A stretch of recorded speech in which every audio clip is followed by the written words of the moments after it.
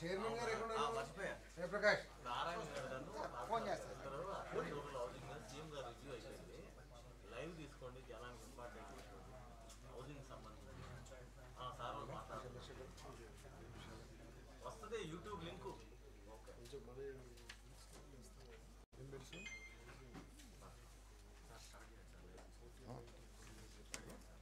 Sir start చేస్తాం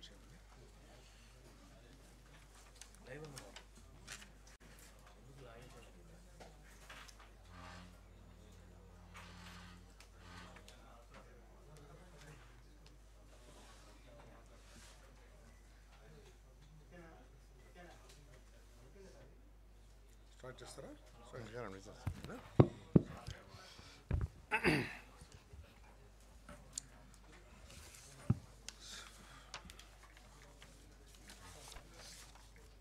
okay ఈరోజు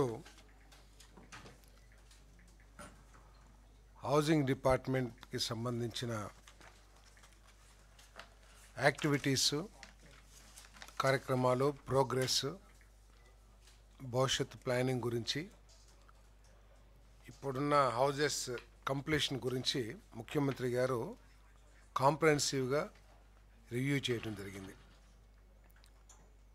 ఈ రివ్యూ మీటింగ్లో ముఖ్యమంత్రి గారు మాకు ఇచ్చిన దీంతో పాటు మరి మున్సిపల్ అడ్మినిస్ట్రేషన్ ఎంఏయుడికి సంబంధించిన టిట్కో హౌజెస్ గురించి కూడా రివ్యూ చేయడం జరిగింది. దాని గురించి గౌరవ మంత్రి వారి నారాయణ గారు చెప్తారు. హౌసింగ్ డిపార్ట్మెంట్కి సంబంధించి ముఖ్యంగా మాకు ముఖ్యమంత్రి గారు ఇచ్చిన సూచన ఏమిటంటే 2029 కల్లా అర్హులైన పేదవాళ్ళందరికీ కూడా ఇల్లు నిర్మాణం చేసి ఇవ్వాలి అనే లక్ష్యంతో పనిచేయాలని చెప్పేసి మాకు చాలా స్పష్టంగా ఆదేశాలు ఇవ్వడం జరిగింది. ఈ ప్రభుత్వం వచ్చిన తర్వాత అంటే కూటమి ప్రభుత్వం వచ్చిన తర్వాత ఇప్పటి వరకు హౌసింగ్ డిపార్ట్మెంట్లో 2.81 lakhs హౌజెస్ కంప్లీట్ చేయడం జరిగింది.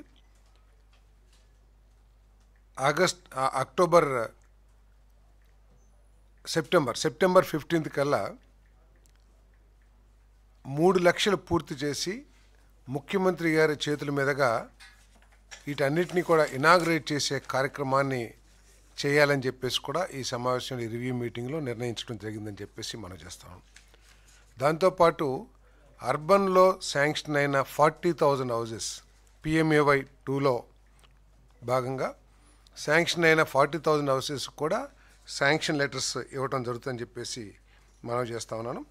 మరి మరో 2 లక్షలు ఇల్లుని 1,00,000 ఇల్లు హౌసింగ్ డిపార్ట్మెంట్కి సంబంధించినవి, 1,00,000 ఇల్లు టిడ్కోకి సంబంధించి 2 లక్షలు సంక్రాంతి కల్లా స్టార్ట్ చేయాలి, హ్యాండ్ ఓవర్ చేయాలని చెప్పేసి కూడా నిర్ణయించడం జరిగింది. మిగిలిన 5 లక్షల ఇళ్ళు ఏదైతే PMAY 1O ఏదైతే ఉన్నాయో అవన్నీ కూడా మరి 2వ సంవత్సరం పూర్తయ్యే లోపల కంప్లీట్ చేయాలని చెప్పేసి కూడా నిర్ణయించడం జరిగింది. అంటే ఈ 2 సంవత్సరాల కాలంలో దాదాపు 9 లక్షల ఇళ్ళని హౌసింగ్ డిపార్ట్మెంట్ పూర్తి చేసి ఇచ్చే కార్యక్రమాన్ని చేయబోతున్నామని చెప్పేసి ముఖ్యమంత్రి గారు ఆదేశించడం జరిగింది. వారి ఆదేశాలకు అనుగుణంగా అవన్నీ కూడా కంప్లీట్ చేస్తామని చెప్పేసి కూడా నేను ఈ సందర్భంగా తెలియజేస్తాను. నేను భవిష్యత్తు కోసం PMAY 2O ఏదైతే ఉందో ఈ అర్బన్ హౌజెస్ తర్వాత రూరల్ హౌజెస్కు సంబంధించి కేంద్ర ప్రభుత్వంతో చిన్న వారి రెగ్యులేషన్స్ ప్రకారం కేవలం అర్బన్ ఏరియాలో మాత్రమే ఇస్తాము, అంటే ULB ఏరియాలో మున్సిపల్ కార్పొరేషన్ మున్సిపాలిటీ ఏరియాలను ఇస్తాము అని చెప్పేసి ఒక నిర్ణయం తీసుకోవటం మూలంగా ఇంతకు ముందుకు వెళ్ళే UDA ప్రాంతాల్లో అంటే అర్బన్ డెవలప్మెంట్ అథారిటీ ప్రాంతాల్లో అన్ని అర్బన్ హౌజెస్ తీసుకోవటం కొంత కష్టంగా ఉందనే భావన కూడా ఈ రివ్యూ మీటింగ్లో తెలియజేయడం జరిగింది. ఎందుకంటే కేంద్ర ప్రభుత్వం సడలించిన నిబంధనల మేరకు సడలించిందంటే ఇంపోజ్ చేసిన నిబంధనల మేరకు కేవలం ULB ఏరియాలోనే అర్బన్ హౌజెస్ ఇస్తాము, మిగిలిన ఏరియాలో రూరల్ కింద తీసుకోమని చెప్పేసి చెప్పడం జరిగిందని చెప్పేసి కూడా ఈ సందర్భంగా తెలియజేస్తాను. ఇప్పటికే హౌసింగ్ శాఖ రాష్ట్ర వ్యాప్తంగా సర్వే చేసి 6 లక్షల మందికి ఇంకా గృహ అవసరాలు ఉన్నాయని చెప్పేసి ఒక సర్వే చేయడం జరిగింది. ముఖ్యమంత్రి గారు దీన్ని RTGSతో కోఆర్డినేట్ చేసి 2 కలిపి మరి ఫైనలైజ్ చేయమని చెప్పారు. దానికి వెంటనే ఇప్పుడు యుఎల్బిలో అర్బన్ హౌజెస్ ఇవ్వనంటున్నారు కాబట్టి ఆర్డి రూరల్ డెవలప్మెంట్ కింద రూరల్ హౌసింగ్ కింద మరి మిగతా ఇల్లులన్నీ కూడా తీసుకోవటానికి చర్యలు తీసుకోమని చెప్పేసి కూడా మరి ముఖ్యమంత్రి గారు ఆదేశాలు ఇవ్వడం జరిగిందని చెప్పేసి నేను తెలియజేస్తాను. అదేవిధంగా 2-3 సెంట్లకు సంబంధించి రెవెన్యూ డిపార్ట్మెంట్తో కలిసి సర్వే చేయమని చెప్పేసి కూడా మరి ముఖ్యమంత్రి గారు ఆదేశాలు ఇచ్చిన విషయాన్ని కూడా మీ దృష్టికి తీసుకొస్తా ఉన్నాం. తప్పకుండా ఒక 15 రోజుల్లో ఈ ఇంకా ఎంతమందికి ఇల్లు కావాలనే విషయం మీద సర్వే చేయడం కూడా జరుగుతుందని చెప్పేసి మనం చేస్తాను. మరి ఎన్టీఆర్ హౌసింగ్ ఏదైతే గత ప్రభుత్వం నిర్దాక్షిణ్యంగా ఎగ్గొట్టిందో అవన్నీ కూడా రిలీజ్ చేయాలని చెప్పేసి ముఖ్యమంత్రి గారు మరి ఫైనాన్స్ డిపార్ట్మెంట్ వారికి కూడా ఆదేశాలు ఇవ్వటం జరిగింది. త్వరలో దానికి ఒక ప్లాన్ ఆఫ్ యాక్షన్ చేసి వాటికి నిధులు ఏ విధంగా రిలీజ్ చేయాలని చెప్పేసి కూడా వర్కౌట్ చేయమని చెప్పేసి ఆదేశాలు ఇవ్వటం కూడా జరిగిందని చెప్పేసి మనం చేస్తాం. మరి గత ప్రభుత్వం చేసిన కొన్ని కార్యక్రమాల మూలంగా ఆర్థిక అవకతవకల మూలంగా కొంత ఇబ్బందిని ఎదుర్కొంటున్న విషయాన్ని కూడా ముఖ్యమంత్రి గారి దృష్టికి తీసుకెళ్ళాం. దాదాపు 2,900 కోట్లు అంటే 3,000 కోట్ల వరకు గత ప్రభుత్వం కేంద్ర ప్రభుత్వం నుంచి వచ్చిన నిధుల్ని డైవర్ట్ చేయడం మూలంగా కూడా దీంట్లో కొంత సమస్య హౌసింగ్ డిపార్ట్మెంట్ ఎదుర్కొంటుందని చెప్పేసి మనం చేస్తా ఉన్నాం. మరి గత ప్రభుత్వం డైవర్ట్ చేసి మిస్యూజ్ చేసినా కూడా ఆ భారాన్ని కూడా ఈ ప్రభుత్వం భరించి మరి ఇప్పటికే 900 కోట్ల రూపాయలని తిరిగి హౌసింగ్కి శాంక్షన్ చేసిన గత బకాయిలు ఏదైతే ఉన్నాయో గత ప్రభుత్వం ఏదైతే డైవర్ట్ చేసి వేరే అవసరాలకు వాడుకుందో ఆ నిధులు కూడా 900 కోట్లు ఈ ప్రభుత్వం భరించిందని చెప్పేసి కూడా నేను ఈ సందర్భంగా తెలియజేస్తా ఉన్నాను. మరి ముఖ్యమంత్రి గారికి కూడా విన్నవించాం. ఈ హౌసింగ్ లేఅవుట్స్లో ఉన్న సమస్యల మూలంగా ఒక ప్రాపర్ ప్లానింగ్ లేకోకుండా ఇన్ఫ్రాస్ట్రక్చర్కి సంబంధించి ఏమీ ఆలోచన చేయకోకుండా చేసిన నిర్ణయాల మూలంగా ఈ హౌసింగ్ ప్రోగ్రామ్ కూడా కొంత ఇబ్బంది పడుతుందన్నప్పుడు ఎన్ఆర్జీఎస్లో ఏ విధంగా వారికి చేయొచ్చో మన ఇన్ఫ్రాస్ట్రక్చర్ క్రియేట్ చేస్తానికి ఆలోచించమని చెప్పేసి కూడా మరి ముఖ్యమంత్రి గారు ఆదేశాలు ఇవ్వడం జరిగింది. అదేవిధంగా ఏదైతే కొంత అమౌంట్ రూరల్ పిఎంఏవై రూరల్లో 87 కోట్ల రూపాయలు ఏదైతే రాష్ట్ర ప్రభుత్వం వాటా ఇవ్వాలో అది కూడా రిలీజ్ చేయమని చెప్పారు. అది ఇస్తే కనుక 350 కోట్ల రూపాయలు కేంద్ర ప్రభుత్వం నుంచి కూడా వచ్చే అవకాశం ఉందని చెప్పేసి వస్తాయని చెప్పేసి కూడా ఈ సమావేశంలో ముఖ్యమంత్రి గారు తెలియజేయడం జరిగింది. అదేవిధంగా కొన్ని సంస్థలు ఏదైతే ఉన్నాయో వాళ్ళ మీద విజిలెన్స్ ఏదైతే చర్యలు తీసుకున్నారో గత ప్రభుత్వంలో చేసిన అవకతవకలు కొన్ని సంస్థలకి రూల్స్ లేకోకుండా లేకపోతే రకరకాల కారణాలతో వాళ్ళకి అప్పచెపుతాం వాళ్ళన్నీ కూడా కొన్ని అవకతవకలు చేయటం ప్రత్యేకంగా రాక్ క్రెడిట్ సంస్థ నెల్లూరు జిల్లాలో వాటి మీద విజిలెన్స్ అండ్ ఎన్ఫోర్స్మెంట్ ఎంక్వైరీ చేయడం జరిగింది. వారు రిపోర్ట్ కూడా ఇచ్చారు. సో రిపోర్టు పరిగణలో తీసుకుని వారి మీద ఎటువంటి చర్యలు తీసుకోవాలో ప్రభుత్వం నిర్ణయిస్తుంది. ఈ ఏదైతే వారు మధ్యలో వదిలేస్తారో ఆ ఇళ్ళని పూర్తి చేయడానికి ఒక కార్యాచరణ తయారు చేయమని చెప్పేసి కూడా ముఖ్యమంత్రి గారు అటువంటి 80,000 ఇళ్ళు ఉన్నాయి కాబట్టి వెంటనే దానికి కూడా చర్యలు తీసుకోమని చెప్పారు.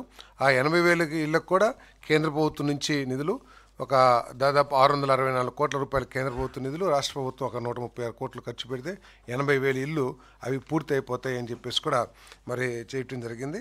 అదేవిధంగా గత ప్రభుత్వం ఈ యూనిట్ కాస్ట్ని తగ్గించడం మూలంగా కూడా హౌసింగ్ లబ్ధిదారులు కొంత ఆర్థిక సమస్యను ఎదుర్కొంటూ ఉన్నారు. అంతకుముందు 2.5 లక్షలు చంద్రబాబు నాయుడు గారి ప్రభుత్వంలో 2014-19లో ఇస్తే ఈ ప్రభుత్వం వైఎస్ఆర్సీపీ ప్రభుత్వం దాన్ని తగ్గించి ₹1 కూడా భారాన్ని భుజాల మీదకి ఎత్తుకోకుండా కేవలం కేంద్ర ప్రభుత్వం ఇచ్చిన నిధులతోనే ఈ హౌసింగ్ కార్యక్రమాన్ని చేయడానికి మరి ప్రయత్నం చేయటం మూలంగా కూడా కొంత సమస్యలు ఎదుర్కొంటా ఉన్నాం. మరి ఇవన్నిటిని కూడా చూసి హౌసింగ్ పూర్తి అందరికీ కూడా ఇవ్వాలి అని చెప్పే లక్ష్యంతో పనిచేయమని చెప్పేసి ముఖ్యమంత్రి గారు ఆదేశాలు ఇవ్వడం జరిగింది.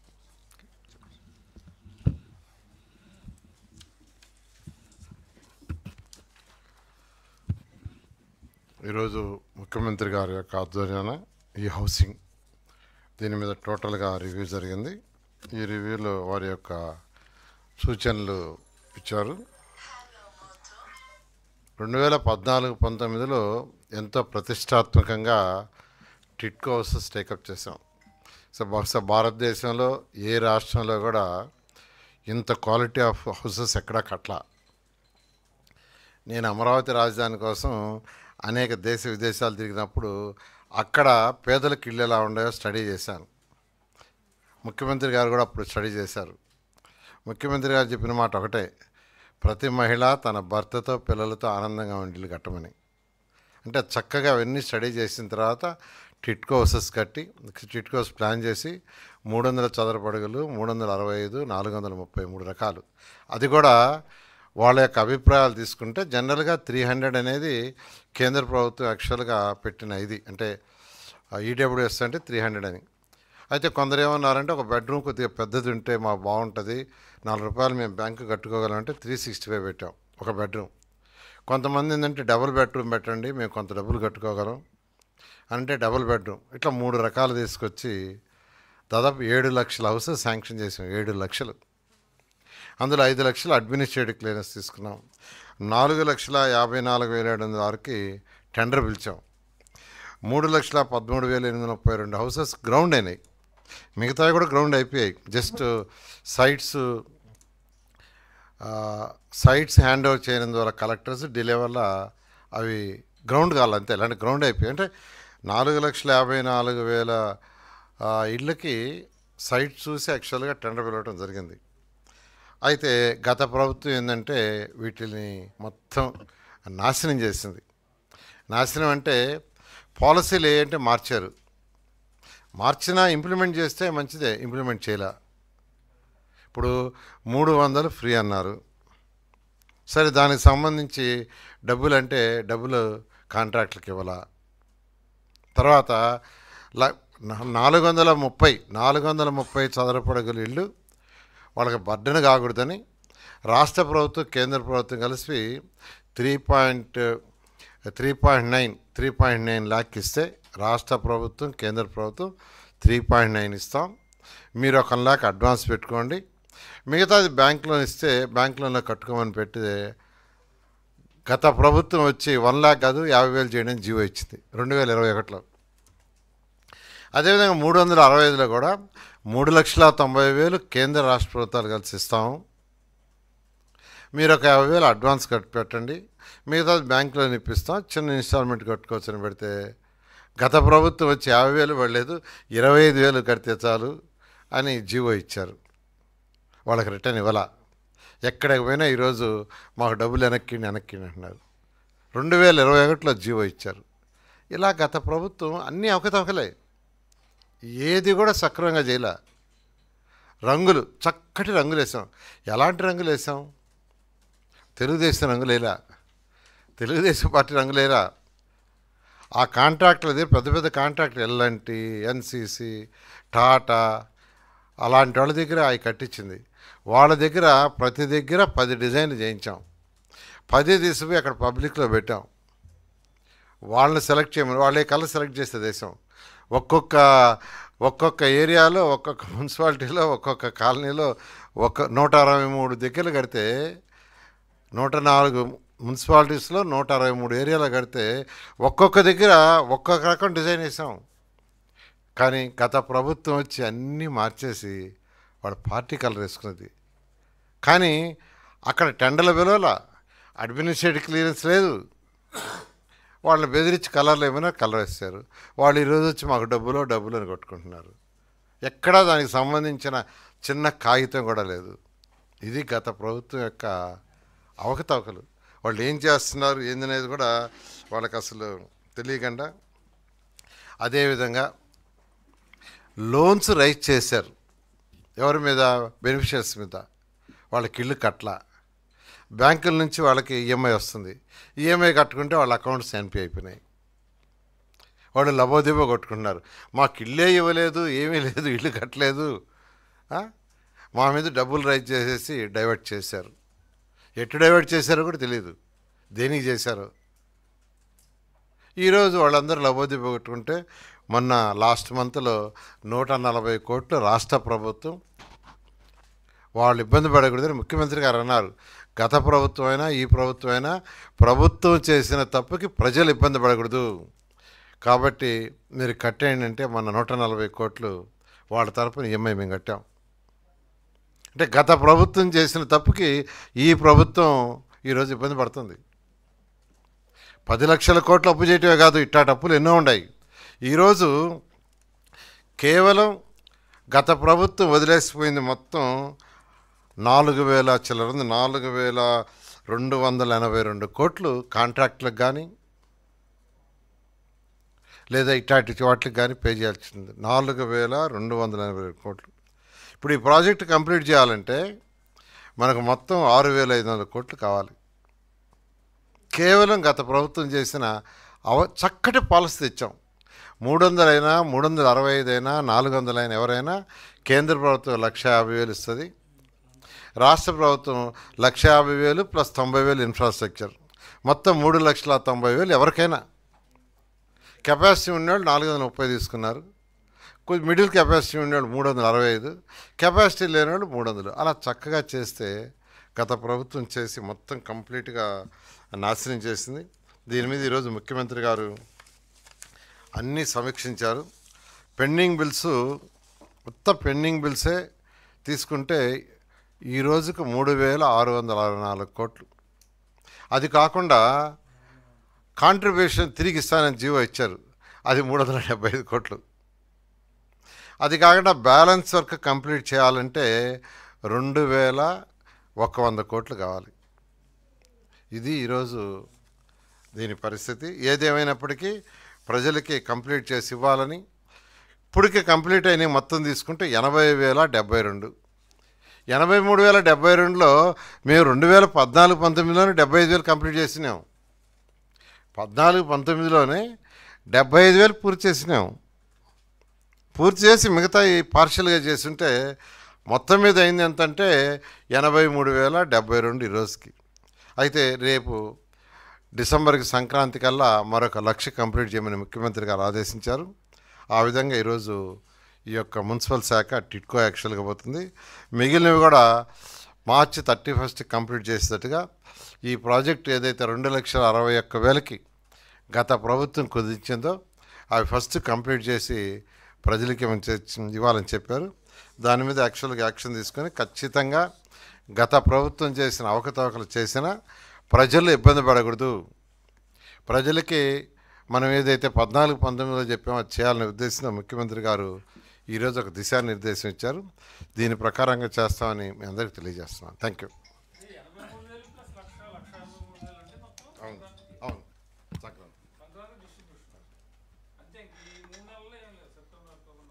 3 నెలల్లో 1,80,000 ఇస్తుంది. 1,80,000 వారు, 1,00,000 మేము.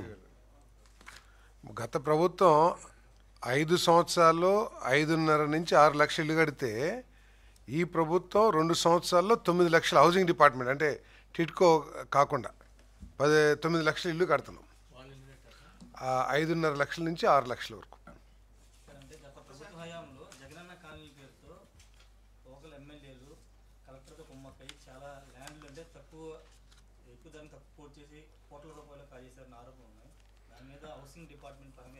అది రెవెన్యూ డిపార్ట్మెంట్కి సంబంధించిన విషయం. ఆల్రెడీ విజిలెన్స్ ఎంక్వైరీ జరుగుతూ ఉంది.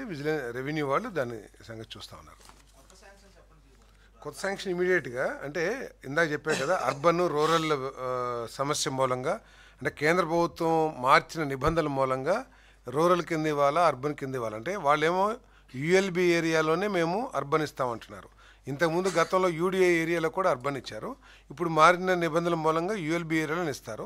సో మిగతావన్నీ కూడా రూరల్లో R&Dకి అంటే రూరల్ డెవలప్మెంట్ మినిస్ట్రీకి అప్లై చేయమని చెప్పేసి ముఖ్యమంత్రి ఆదేశాలు ఇచ్చారు. 6 లక్షల ఇల్లు అంటే అర్బన్ ఏరియాలో ఎంత వస్తాయో, యూఎల్బీ ఏరియాలో ఎంత వస్తాయో వదిలేసి మిగతా అన్ని కూడా రూరల్ హౌసింగ్ కింద శాంక్షన్ చేపిస్తాం. మేబీ 40,000 ఇల్లు మాత్రము రేపు సెప్టెంబర్ 15వ తారీఖున శాంక్షన్ లెటర్స్ ఇచ్చేస్తాము, శంకుస్థాపన దాదాపు. తర్వాత ఇంకొక 15 నెల రోజుల్లో మిగతా రూరల్ హౌజెస్ కానీ లేకపోతే యూఎల్బీలో కేంద్ర ప్రభుత్వం శాంక్షన్ చేసే మరికొన్ని ఇళ్ళు కానీ ఇచ్చేస్తాం. ఏమండి 5 ఏళ్లలో 5.5 లక్షల నుంచి 6 లక్షల వరకు కట్టారు వాళ్ళు. ఈ 1 సంవత్సరంలో ఈ ప్రభుత్వం వచ్చిన తర్వాత ఈ రోజుటికి 2.81 లక్ష కట్టాము. రేపు వచ్చే నెల 15వ తారీఖు కల్లా 3 లక్షలు పూర్తి చేసి ముఖ్యమంత్రి గారి చేతుల మీద ప్రారంభోత్సవం చేస్తాం. కాదండి, ఇవన్నీ కూడా ఏంటంటే ఆల్రెడీ ఓన్ హౌస్ సైట్స్లో అప్లై చేసిన వాళ్ళకి ఇవి ఇస్తున్నాము. ఇళ్ల స్థలాలు కూడా రెవెన్యూ శాఖతో కలిపి సర్వే చేయమని చెప్పారు. వాళ్ళు ఎంతమంది రిక్వైర్మెంట్ ఉంది ఆ డేటా అంతా కూడా ఆర్టీజీఎస్తో కోఆర్డినేట్ చేసి ఫైనలైజ్ చేయమని చెప్పేసి 1 నెల 2 నెలల్లో ఒక కాంప్రహెన్సివ్ రిపోర్ట్ కూడా ఇమ్మని చెప్పేసి చెప్పారు. అంటే సార్ ఎన్ఆర్ఈజీఎస్ని ఎలా ఎంత డబ్బులు కలపాలని సార్? అంటే ఎందుకంటే అనుసంధానం చేయమన్నారని చెప్పారు కదా సీఎం గారు. అవును. ఎంత ఇవ్వాలని సార్? అంటే అర్బన్ ఏరియా అర్బన్ రూరల్ ఏరియాలో 30,000 వస్తుంది. అంటే యాక్చువల్గా ప్రతి హౌస్కి కూడా రూరల్ ఏరియాస్లో 90 మ్యాండేట్స్ ఇస్తారు. దాని కింద ఇస్తారు. సో ఇప్పుడు ఎన్ఆర్జీఎస్ మనకి ఏదైతే వస్తుందో దాంట్లో కొంత అమౌంట్ని ఈ హౌసింగ్ కాలనీస్కి కేటాయించమని చెప్పేసి ముఖ్యమంత్రి గారిని రిక్వెస్ట్ చేశాం. ఎందుకంటే 90 డేస్ అంటే దాదాపు 3 లక్షల ఇల్లు కట్టాం ఈ ఒక్క సంవత్సరంలోనే. 3 లక్షలు ఇంటూ 90 డేస్ ఎంత 2,70,00,000 అవుతుంది. సో ఆ విధంగా కొంత మేము కూడా కంట్రిబ్యూట్ చేస్తున్నాం కాబట్టి ఎన్ఆర్జీఎస్ వేజ్ కాంపోనెంట్కి కొంత అమౌంట్ కలెక్టర్లకు కానీ లేకపోతే గవర్నమెంట్ పరంగా నిర్ణయం తీసుకుని కొంత అమౌంట్ మా హౌసింగ్ కాలనీస్ కూడా రిక్వెస్ట్ చేశాము. గత కేంద్ర ప్రభుత్వం కూడా కొంత తగ్గించింది ఎన్ఆర్జీఎస్ అని చెప్పేసి చెప్తా ఉన్నారు. తప్పకుండా పరిశీలిస్తా అని చెప్పి ముఖ్యమంత్రి గారు హామీ ఇచ్చారు. ఇప్పుడు జగనన్న కాలనీలో రాష్ట్రంలో కొన్ని చాలా వేల సంఖ్యలో వేశారు సార్.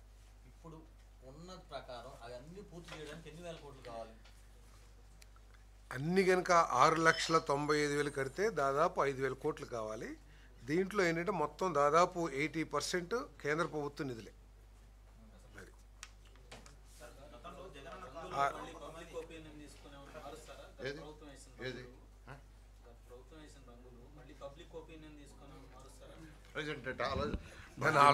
ఆలోచన లేదు, ఎందుకంటే అది ప్రజల సొమ్ము. ఒకసారి మనం చేసిన దాని మీద వాళ్ళు చేసి ప్రజాస్వామ్యాన్ని దుర్వినియోగం చేశారు. మళ్ళీ ఇప్పుడు దాని మీద ఇమీడియట్గా చేయటం అంటే మనం కూడా తప్పు చేసినట్టు అవుద్ది. అందువల్ల ఏదైనా ఆలోచించి ఏదైనా చేస్తాం. చాలా మందికి ఒక ఇల్లు చూపించి 4-5 డబ్బులు వసూలు చేయడం. ఇప్పుడు లబ్ధిదారుల ఎంపిక మళ్ళీ చేస్తారా లేకపోతే గతంలో ఉన్న వాళ్ళు మళ్ళీ డబ్బులు మాకు ఇవ్వమని అడుగుతున్నారు సార్? అట్లాంటి అంటే ఇప్పుడు యాక్చువల్గా గతంలో వాళ్ళు చేసిన అవకతవకలన్నీ సరి చేస్తూ వస్తున్నాం. యాక్చువల్గా మీరు చెప్పినట్టు ఏంటంటే వాళ్ళు ఈ 1 సెంటు భూమిని కొందరిని అట్రాక్ట్ చేశారు. అక్కడ ఇస్తామన్నారు, మళ్ళీ అక్కడ ఇవ్వాలా, మళ్ళీ ఇక్కడ ఇవ్వాలా. కొంతమందిని ఇక్కడ నుంచి తీసేసి కొత్త వాళ్ళని ఒక 20,000 మందిని తీసేసి వేరే కొత్త వాళ్ళని వేశారు. ఒకసారి వేసిన తర్వాత ఏ ప్రభుత్వం వచ్చినా తీయటం కరెక్ట్ కాదు. అందువల్ల ఆల్రెడీ ఎవరికైతే ఇల్లు ఇచ్చారో వాళ్ళని ఎవరిని మేము టచ్ చేయటం లేదు. అర్థం లేదా? మిగతా ఏదైతే ఉండే వాటిని అలాట్ చేయడం జరుగుతుంది.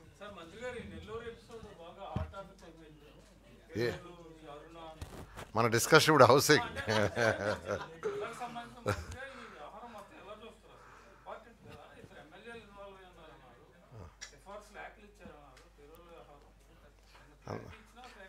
కన్సర్న్ డిపార్ట్మెంట్ వాళ్ళు దాని మీద డీటెయిల్గా చేస్తూ అన్నీ చేస్తున్నారు. That is right.